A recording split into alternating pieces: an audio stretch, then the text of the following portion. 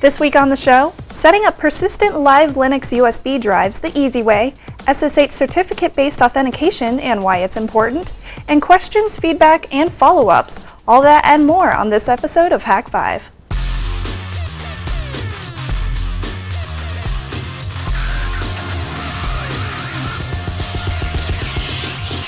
This episode of Hak5 is brought to you by GoToAssist Express, Nokia, and Domain.com. Got a great idea? It all starts with a great domain. Hello, welcome to Hak5. My name is Darren Kitchen. And I'm Snubs. Shannon Morse. Shannon Morse. We've got an awesome show for you guys today. We're talking a little bit about SSH, certificate authentication, why it's important, maybe a little man-in-the-middle action. Got some stuff going on with USB, live. This is like one of your favorite things. Anything that boots very easily is something that I enjoy. Yeah, I like easy stuff. You like the easy route. Well, that's because I know how to do the easy stuff. But you're always finding ways. Like I love how I'm like, oh, you just get this ISO and you just format. You gotta do this like SSH tunneling PHP code, and I'm like, all right, you stick this in and download this ISO file, and there you go, you're good to go. And even the program has got like flowery, but you'll see, good stuff. And we get some follow-up, but before that, like what's going on? Like, got a busy week going on. It's only going to get busier as the holidays progress. Let's see. We're setting up the Christmas tree today, and I'm going to Missouri for Christmas. Nice. Yay! Congratulations. That's going to be nice to... Gonna go see my family. Yeah. I'm excited. And rather than stick around the Hack House all by my lonesome, I'm heading up to Toronto. So that's going to be fun. I'm jealous of you. Yeah? Yes. I'm going to be there from that Saturday right after Christmas. Or is it a Friday? I think it's Saturday, yeah. The Saturday after Christmas through Wednesday. I think it's a Saturday. So yeah, that'll be fun. If you're in the Canada area, the general place, just come on by. Maybe I should have a Missouri meetup. All right, well, you have a Missouri meetup? That would be so weird. Well, we've had Springfield meetups before. But I'm not going to Springfield. I'm going to Waynesville. Waynesville. My hometown. Well, what? The W's. In the butt. So what's the population of Missouri again? I don't know, like 5,000. Of Waynesville? I don't know, St. like 1,000. Yeah. It's so small. It's horrible. Right. Toronto is what's up. Yeah. It's You're like gonna America have a good time. plus. So yeah. Anyway, follow our Twitter feeds for any respective meetups that may or may not happen. Yes. Oh, I've been so busy fielding so many questions and having so much fun with my new and improved Hak5 branded zipit. New and improved with a Hak5 sticker. You put a sticker on it, it increases the megahertz, I'm telling you. I'm sure it does. But yeah, I'm having fun with a couple of Wi-Fi scanning apps, as well as SSH stuff and network grepping, and it's, I don't know. Oh, well, I'm trying to get Doom and NES games to work on this guy. How'd you like that segmentation fault? Yeah. That's nice. Don't you love spending, an hour or two trying to work on something, compile stuff, and then segmentation And then fault? it just doesn't work. Yeah. Yeah. I didn't even know what that meant until he told me. You're like, why is it not working? What does this mean? But yeah, so it wasn't means working we're going to so have to put that segment on hold until we get We'll figure it out. I tried ScumVM, works, so you could potentially play Monkey's Island. Oh, yes. But the resolution, since it's 32240, I got to figure out some hacks for Fluxbox to make it work right, because you get to see the very top left of the interface. Oh, joy. Yeah. Yeah, sweet. You get to see the sky. Yeah, you can see Monkey Island, but you'd really just see kind of a volcano and some clouds. Yeah, it's not fun. Oh well. You want to get into some follow-up, because we have had a ton recently on the whole SSH stuff. Actually, it's not even on the list, but I love the from the last episode. I was showing off a program written by one of our friends from the Netherlands that makes it easy to do SSH tunneling on Mac, Linux, Windows, whatever. It's Python, Perl, or Python and PHP.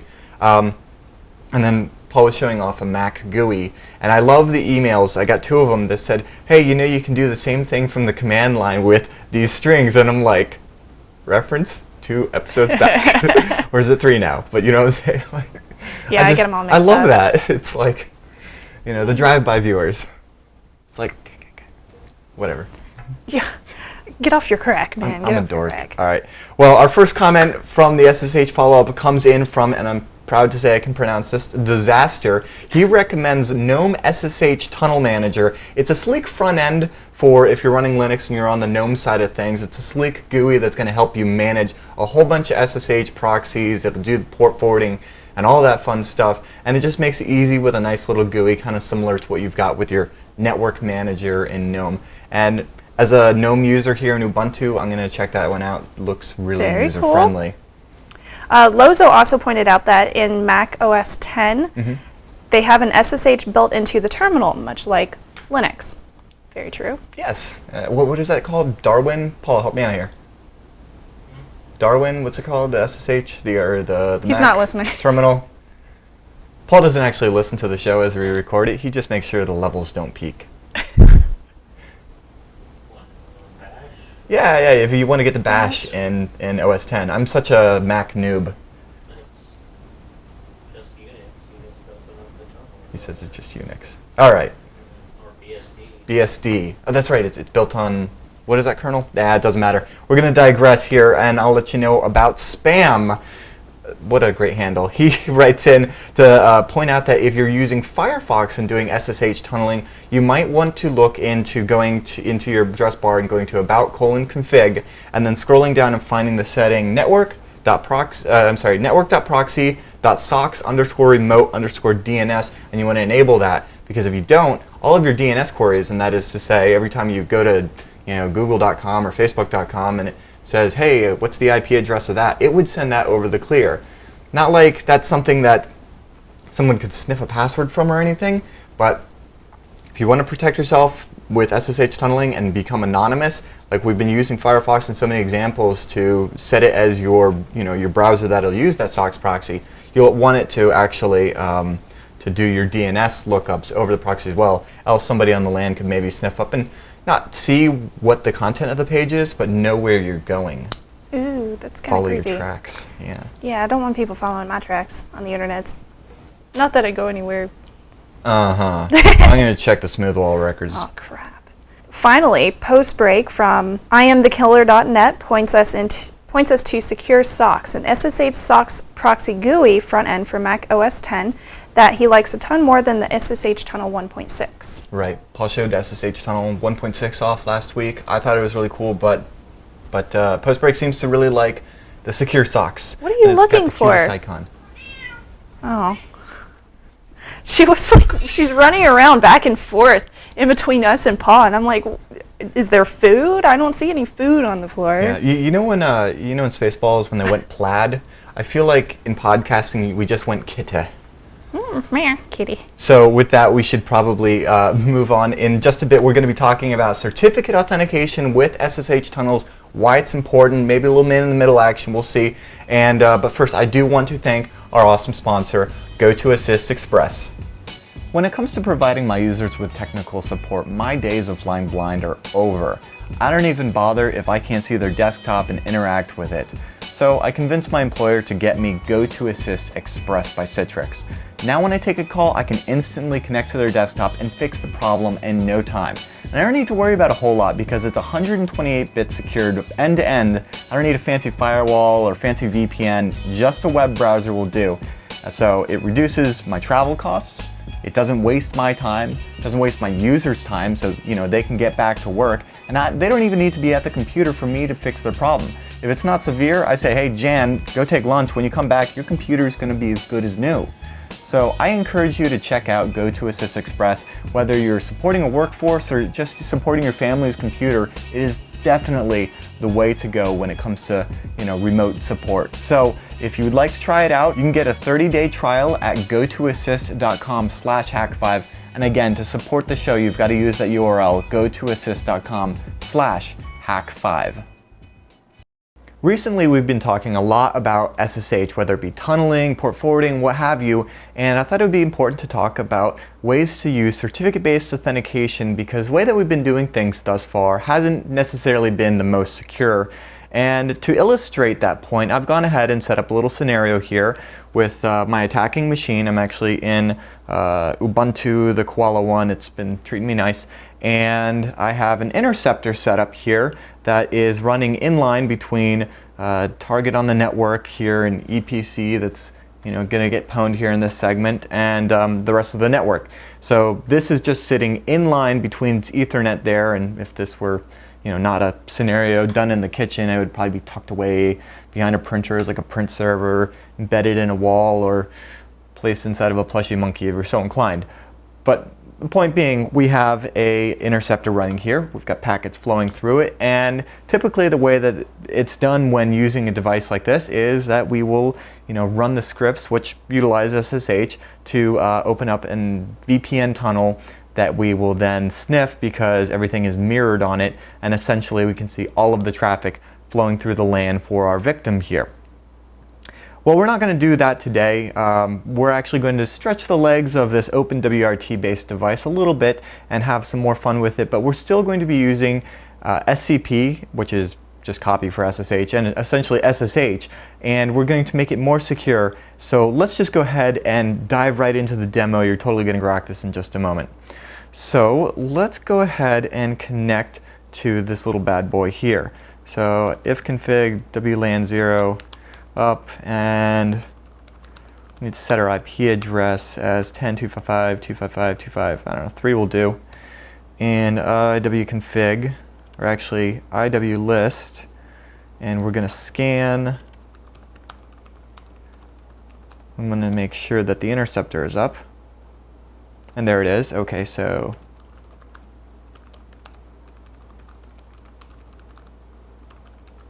this particular one I don't have any authentication on, or it's completely open, so that just makes things easy here in the lab. And we should be connected to it, so let's just give it a little ping 11. And yes, I am getting packets back from it. So naturally what we'll want to do, and I'll do this in a new window here, and sudo back to su, is go ahead and SSH over to it. So SSH to root at 10.255.255.254.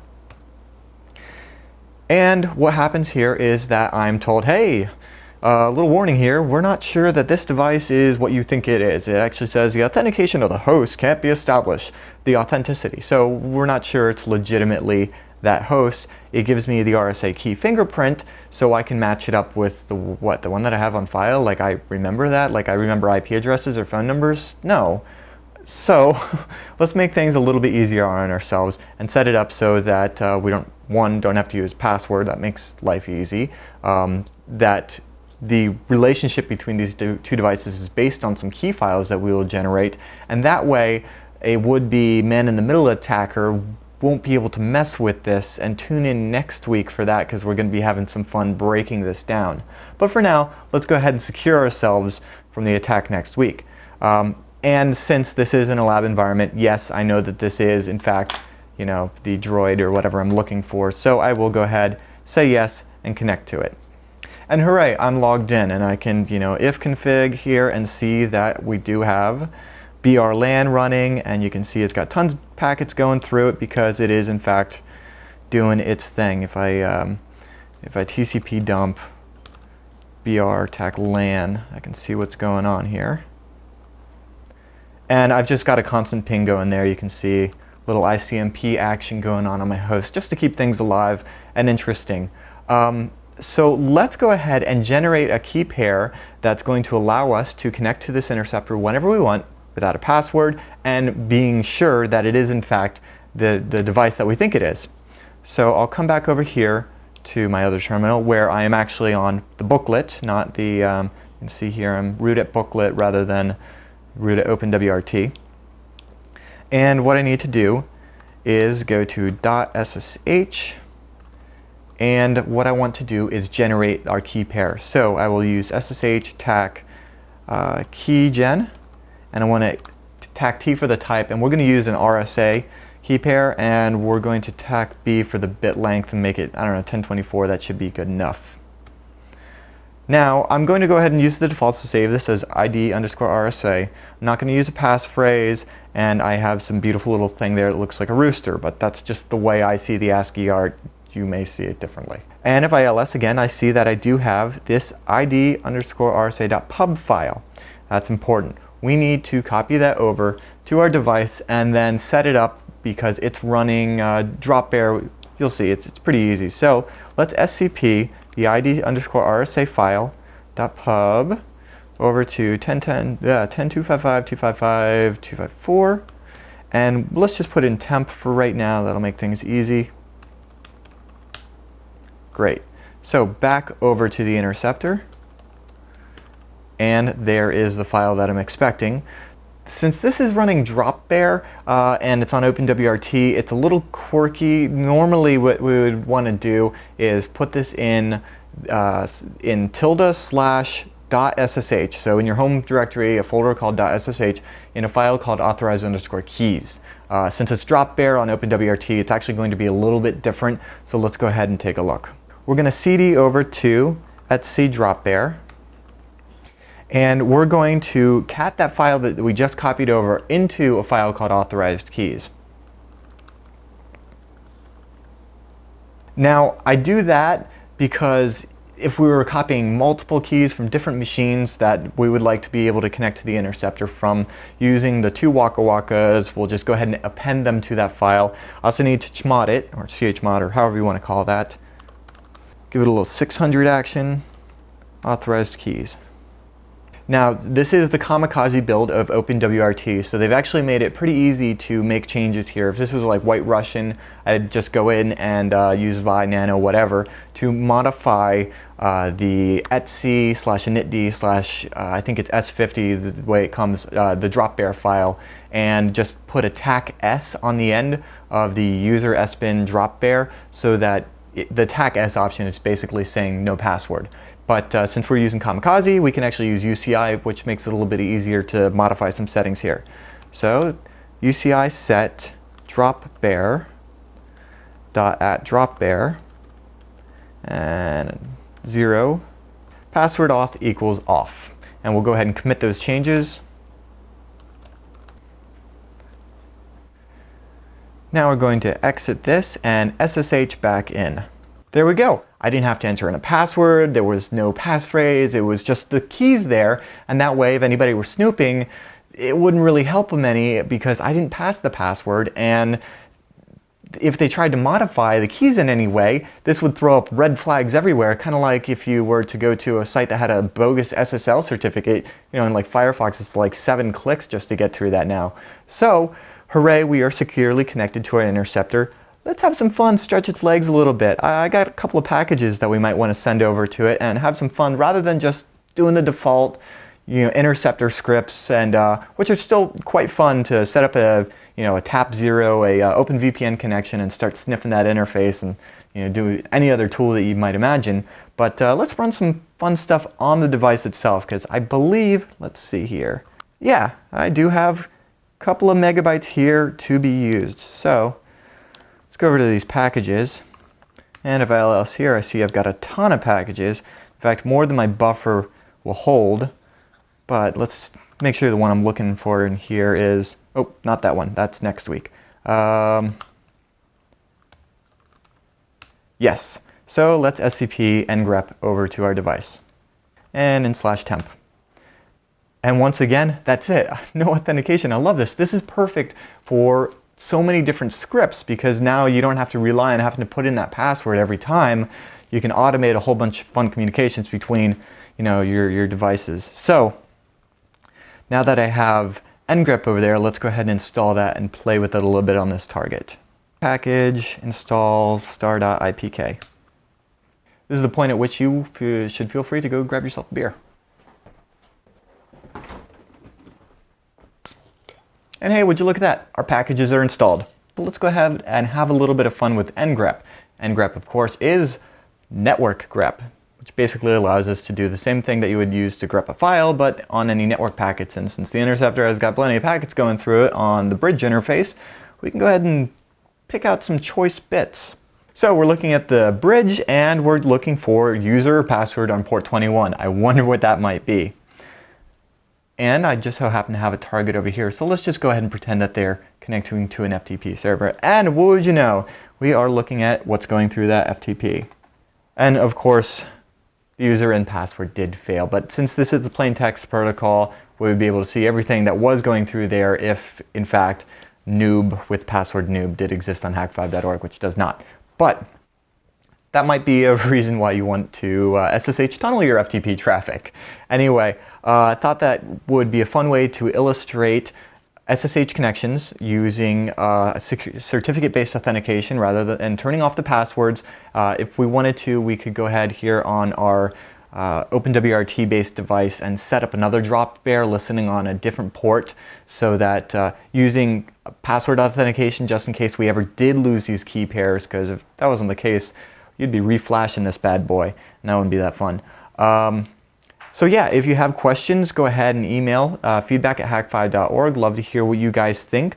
I think next up is maybe using a zipit to wirelessly control an interceptor, or maybe a Pineapple. I just love the idea of all these little wireless devices talking to each other seamlessly using SSH. And we'll be back next week basically breaking all of this down and showing why it's that important and why just relying on no certificates and the password-based authentication isn't the wisest choice. So anyway, thank you very much, and let's go ahead and thank one of our awesome sponsors.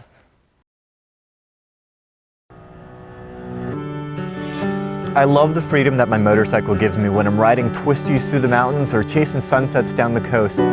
But the servers that I support at work don't seem to have this idea of paid time off, so I don't always get a break. That's why I love the Nokia Booklet 3G. 12 hours of battery life, Windows 7, Bluetooth, and here's the kicker, always on 3G.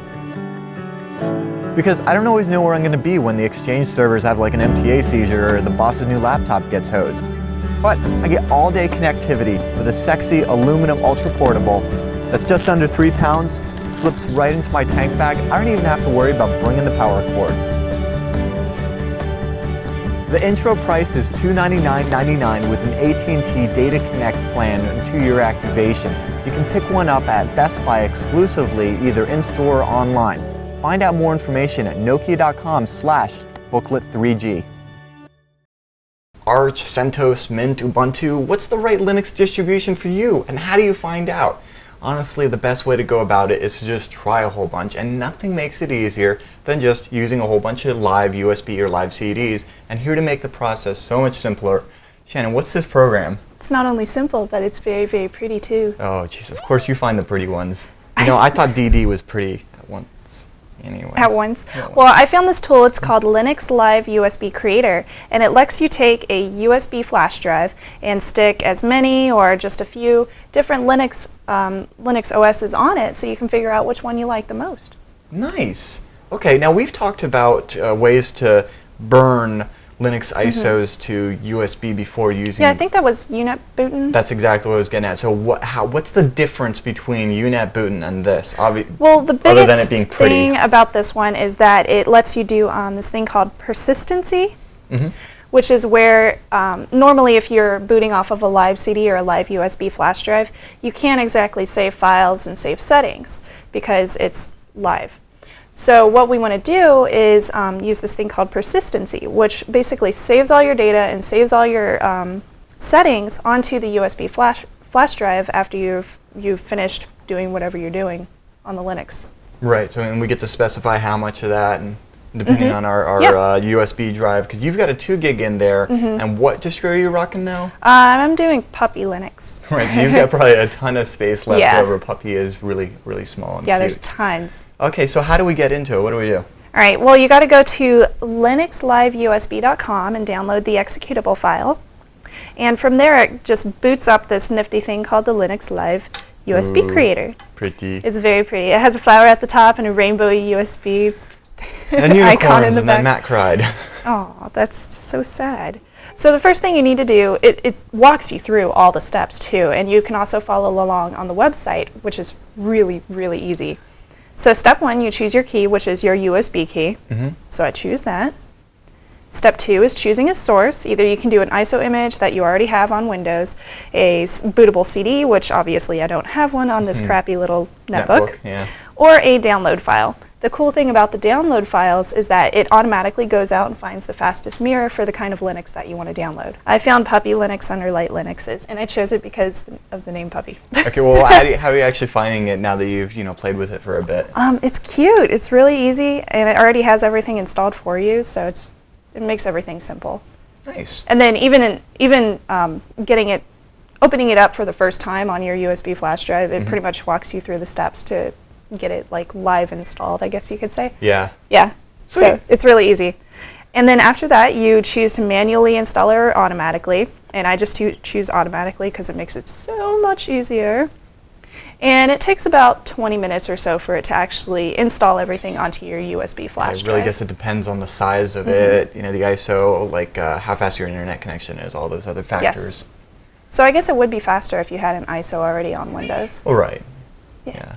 I'll let you at my VirtualBox directory where I get a big media library of distros. Now, step 3 is where you can choose your persistency. For Puppy Linux, of course, I couldn't choose mine. It just kept it at live mode. I think that's because Puppy just has it built in, maybe. Oh, maybe. Yeah. I don't know. We'll find out. I bet it would be different with a different distro. Yeah. But under step 3, that's where you can choose how much of your USB flash drive size you want to actually use for, say, files and settings and things like that. So if you've got a 2 gig key and it's like a 700 meg Ubuntu or whatever, you might have like a gig and something free to save all your stuff. Which is more than enough, really. See, this is something that I needed back when I was first playing with like Backtrack 3 on my Asus ePC because every time... Oh yeah, I remember those days. Every time I started up, I had to set my my configuration files for Kismet and my wireless drivers and all that stuff, and it just makes things so much easier if you could just set something. At the same time, though, I will say that when I was first playing with Backtrack 3 and I was very new to it, it was nice that every time I rebooted, everything was back to normal. Oh, yeah, that's a good point. I kind of broke some things. Oh, you would. Okay, so moving on, step 4 is the options menu, where you can hide created files on the USB key, format the key in FAT32, which you don't really need to do. You don't need to do it. Or enable launching Linux Live in Windows. And tell me about that. That's interesting, and and I think that's where it differs a lot from something like a UNet boot, and where it's just like take ISO, put on USB. When you enable Linux Live in Windows, it actually brings it up kind of like it's just in its own little Windows inside of your Windows OS. Right, so you could run Puppy Linux inside of your XP. It's like, what is that called, VMware or something? VMware VirtualBox. Yeah. Yeah, and actually, what was your experience with this? Because I remember a little bit of frustration here, and it's because of a prior VirtualBox install. Yeah. If you already have, what is it, VirtualBox something or yeah, another. you've got VirtualBox installed already on your host PC. And it didn't let me launch the Linux Live from Windows. I don't know. It gave me some sort of error code whenever I did that. So. That's because, so I took a look. It's actually because it's trying to use the portable variant of VirtualBox to go ahead and launch the operating system. And if you already have VirtualBox installed, there's some conflicts there. Oh, that and makes I think sense. Calling VirtualBox portable a portable tool is kind of a misnomer because it actually does require administrative privileges, and you need to actually install some stuff onto the host machine so you can do stuff like networking, which is kind of important. So, you know, this isn't something that you would be able to easily go to like a computer cafe or something, plug in your USB key, and hope to get in your Linux within their Windows without, you know, a little finagling. So those are your options under step 4, and then step 5 is just create. And it starts creating your new Linux Live USB flash drive. You have to click on the little Harry Potter lightning bolt to start it. I see the appeal now. I like it. It's Puppies pretty. and lightning bolts and flowers, oh my. So you reboot and then It's girly. F12, F1, whatever it is for your computer. Yeah. Just reboot, boot up to the USB flash drive, and then it brings up Puppy Linux or whichever one you chose. And it's as simple as that. And then I found out at the end of Puppy Linux, it gave me the option to save my files onto the USB flash drive anyway, which was nice. Let me tell you, it used to be like 25 floppy disks to get like, what was it called, Red Hat on a 486, and it took hours, literally hours. Like it took like an entire day, and it's like a couple of guys like. This took me around maybe half an hour total for the downloads and the uploads and all that good stuff. Making it simple. Awesome. it's Thank easy. you so much. And of course, people can find your show notes At snubsy.com or on Hak5 under our show notes. Rock on. You ready for some trivia? Yeah, sure. Released by the OpenBSD team in October 1999, OpenSSH claims to be the free and more secure alternative to what proprietary software? And be sure to submit your answer at hak5.org/trivia to be entered to win Pronobozo's epic album, 0 equals 1 equals everything. And I think at this point we're going to take a quick break, thank Nokia, and when we come back, answers to your questions. You need noob lube. Yes, you do. Let's face it, last time you played Pyro, you actually found a way to burn yourself. You couldn't build a birdhouse as an engineer, and you're not going to heal anyone running around with a fake German accent and a hacksaw. Help! In short, your mom gets higher frag counts grenade jumping indoors. You're a noob. You get owned a lot, and it hurts. But now, there's Noob Lube. Noob Lube is the most trusted name in personal lubrication specifically designed for noob like you. This topical cream prevents chafing, itching, and general discomfort that comes with being last guy on the score list. So pop on some Noob Lube and get owned like a pro. Noob Lube is manufactured by Microchip Pharmaceuticals. Free samples available at nooblube.com. Now that's a great idea. And if you've got a great idea of your own, be sure to get yourself a great domain at domain.com. They're offering sweet deals on domain names, private registration, and web hosting. Just go to domain.com and type coupon code HAK5 at checkout to get 15% off your order. Hosting plans at $6 a month, killer VPS servers, and .coms for less than $10 a year are all reasons why you should consider domain.com. Not to mention they support your favorite podcast and listen to your feedback when you tweet at domain.com. Remember, use coupon code HAK5 at checkout for 15% off your order. Got a great idea? It all starts with a great domain, domain.com. So this week we have a question from one of our viewers.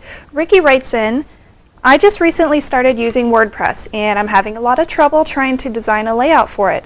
I was wondering if you had any references or anything to help me learn how to do this. I understand HTML and only know a little bit of PHP. Any help would be greatly appreciated. Well, you and I can totally sympathize on this. Yes. We both use WordPress for our personal blogs. And I don't know how many hours of time I have spent like choosing a WordPress file or a WordPress theme and designing it the correct way that I want it, because I'm super picky, so yeah. And it's not even just about finding a theme you like, because as soon as you find that theme and install it, inevitably something's gonna break. or you're gonna be sitting there tweaking it. So prepare to get your code on regardless. But no, I do really like the content management system. It's actually it's a lot easier now with the upgrades. It sure is. Like, oh my god, those upgrades are like that now. It used to be so difficult. And yeah, Hak5.org is running on it. DarrenKitchen.com, little plug and for me. Snubsy.com. Okay. And but I did want to let you know, if you want to really get your hacker on with some WordPress, it can be a very fulfilling experience if you like the web dev thing. But I will recommend not to do it in the cloud. Rather, run WordPress and all of your stuff on your local machine. And to do that the simple way, I recommend both WAMP for the Windows side and XAMPP. Both of those are packages that make it super simple to set up Apache, PHP, MySQL, and all of the other stuff that you would need to actually get a nice installation, you know, an environment set up, and then the WordPress install is like a couple of clicks, so that's nothing to worry about. But the difference here is that rather than, like, you know, when you FTP, you like gotta go in there and like make some changes, rather than have to FTP your changes up all the time, you just, you know, in Notepad or whatever you use, Control S, you know, save, whatever, refresh your browser. That's nice. 2 monitors. I hate FTP. Yeah, seriously. or using the built-in WordPress thing. It's nice when you want to just tweak something real quick. In WordPress, you go to advanced or whatever, and you can tweak. You just shift the code a little bit. But that's not for like massive development, because you're not going to get the same tools that you would have in like a Notepad 2 or Notepad++, whatever you use. Also, want to mention php.net is where I go when I have a PHP question, and I'm like, I don't know what that function does. And we're also going to send you, Ricky, this new book. It's called PHP Reference, Beginner to Intermediate PHP 5 by Mario Lurig. And I can't talk today.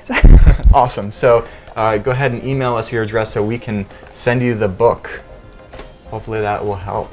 And some other resources. I will say, when it comes to WordPress themes, I'm not calling any particular one out, but I have had experience with some paid themes, particularly Revolution and Arthemia Premium. We have both used on Hak5.org. Sometimes, you know, spend like 25 to 50 bucks on a theme, but I will say, you kind of get your money's worth. It is worth it? Well, do they have support? That's the biggest deal, is the support good. and the documentation, because yeah. There's no fun when you go into a free theme and you look at the code and you're like, I don't know how many times I gripe about pages not having any documentation on how to use their code or whatever. Comments, people, just comment the code. But in a lot of cases, you can even talk to a developer or something like that. I'm not promoting either of those in particular, but I will say from experience that I have had a fantastic time hacking around with the, except for I do need to fix the Hak5 one. I know that hak5.org does need a little bit of sprucing up, but I'll get to it. Anyway, so, and of course, the WordPress Codex is the place to go if you are new to WordPress hacking. You want to learn what all the functions are, what the loop means, what, I can't even think of the excerpt and all the other functions that come with WordPress. Once you start learning the Codex, you will realize that WordPress is such a powerful content management system, and you can do so much with it, more than just a blog. And last but not least, also check out wordpress.com/support. There's really good forums, and we would love to hear what everybody else thinks as well. Yeah, I haven't found another good resource for form hacking, theme hacking, like forums or communities. But if you know of some, hit us up. And if you've got questions, hit us up as well. Questions@hak5.org is the place. We like a question, we might take it on the air, and we encourage your feedback regardless.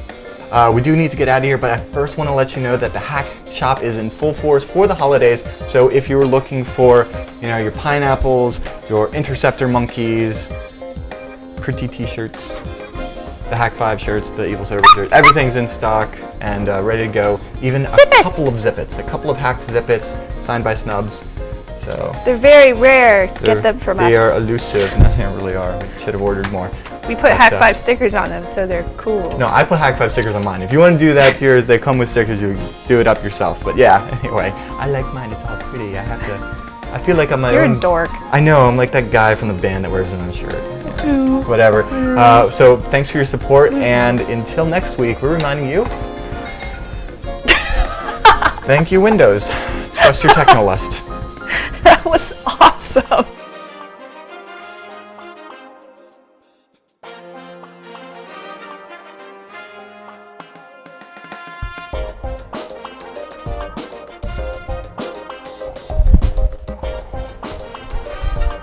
Are you purring, or are you just trying to do Darth Vader? Because it sounds like you're like Robo Puppy. Luke, I am your kitten.